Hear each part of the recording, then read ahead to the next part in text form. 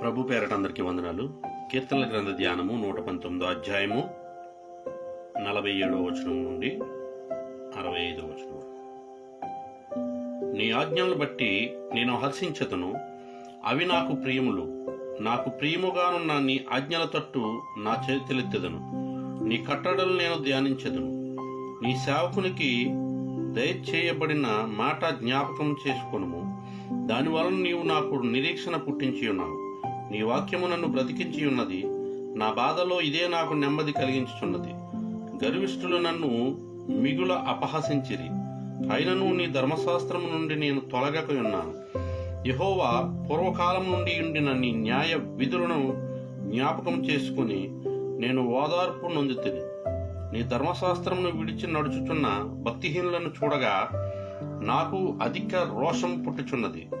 యాత్రికుడనైన నేను